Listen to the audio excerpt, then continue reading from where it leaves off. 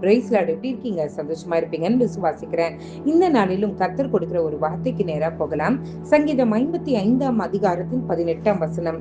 திரளான கூட்டமாய் கூடி என்னோடு எதிர்த்தார்கள், அவரோ எனக்கு நேரிட்ட போரை நீக்கி என் ஆத்துமாவை சமாதானத்துடன் மீட்டு விட்டார்.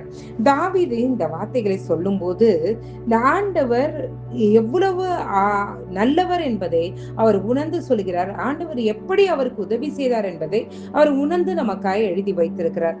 இந்த வார்த்தைகளை வாசிக்கலாமே. அங்க வசனம் என்ன சொல்லுகிறது? முதலாவது, திரளான கூட்டமாய் ஆட்கள் கூடி அவனை எதிர்க்கிறது நம்ம பார்க்கலாம். அதாவது என்னன்னா, நல்லது செய்யும் போது யாருமே கூட இருக்க மாட்டாங்க. நமக்கு ஏதாவது ஒரு குடைச்சல் கொடுக்கணும்னா எங்கெங்கோ இருக்கிறவங்க எல்லாம் ஒன்னா சேர்ந்து ஒரு கும்பலா வந்து நிப்பாங்க. மாஸ்க் காட்டி நம்மள பயமுறுத்துவாங்க. இன்னைக்கு தாவீது கூட சொல்றான், திரளான கூட்டமாய் கூடி என்னோடு எதிர்த்தார்கள் என்று அவன் சொல்லுகிறான். அதே போலதான் உங்களை அக்யூஸ் பண்றதுக்கு ஒரு கும்பல் கூடுகுதா? பயப்படாதீங்க. உங்களை கீழ்த்தரமாய் நடத்துகிறதற்கு ஒரு கும்பல் ஏற்படுதா? பயப்படாதீங்க. உங்களுடைய பேரை கெடுக்கணும்னு உங்க டீம்ல இருக்கவங்களே ஒன்னா சேர்ந்து வேலை செய்யறாங்களா? பயப்படாதீங்க. இன்னைக்கு ஆண்டவர் சொல்றாரு, தாவீதுக்கு ஒரு விசுவாசம் இருந்தது இல்ல, எனக்கு எதிரா ஒரு கூட்டமே வந்துச்சு, ஆனா நான் பயப்படல. ஆண்டவர் எனக்கு நேரிட இருந்து அந்த போரை நீக்கி என்னை சமாதானத்தோடு வைத்தார் என்று தாவீது சொன்னது உண்மையானால் நம்மளும் சொல்லணும், ஆண்டவரே எனக்கு எதிராய் என் கூட்டங்கள் கூட்டமாய் எனக்கு எதிராய் வந்தாலும் எங்களுக்கு ஒரு ஊர்ஜிதம் உண்டு. எங்களுக்கு எதிராய் இருக்கிற அந்த போரிலே என் கர்த்தர் எங்களை மறைத்து நீர் ஆண்டவரே அவர்களோடு யுத்தம் செய்து வெற்றி பெறுகிறத, ஆண்டவரே எங்களுடைய சமாதானத்தை எங்களுக்கு திரும்ப பெற்று கொடுக்கிறத எங்களுடைய கண்கள் காணும் என்று நம்ம சொல்லணும். விசுவாசத்தோடு நம்ம சொல்லணும். இந்த விசுவாசத்தோடு நம்ம சொல்லும் போதுதான் கர்த்தரால நம்மளுடைய வாழ்க்கையில கிரியை செய்ய முடியும்.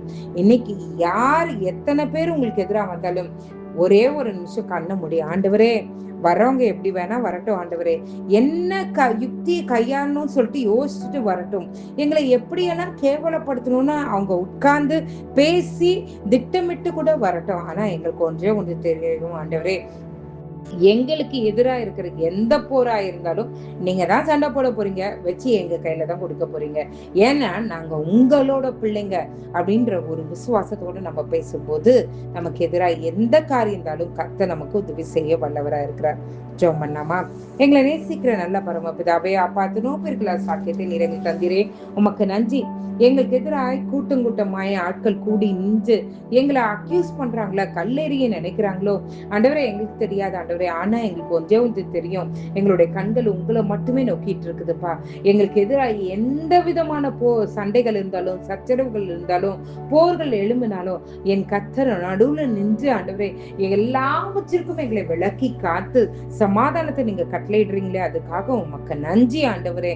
அப்பா, நீர் எங்க கூட இருக்கிறீங்கன்னு ஒவ்வொரு முறையும் ஆண்டவரே எங்களுக்கு வெளிப்படுத்துறீங்களே, அதுக்காக உமக்கு நன்றி ஆண்டவரே.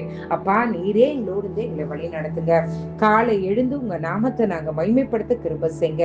எந்த விதத்திலும் சோர்ந்து போயிடாதபடிக்கு எல்லா காரியத்திலும் உங்க நாமத்தை மகிமைப்படுத்துகிறவர்களாய் உம்முடையவர்களாய் வாழக்கூடிய ஒரு வாழ்க்கையை என் கர்த்தருக்கு எங்களுக்கு கட்டளையிடுவீராக. நீரே காத்துக்கொள்ளும், வழி நடத்தும்.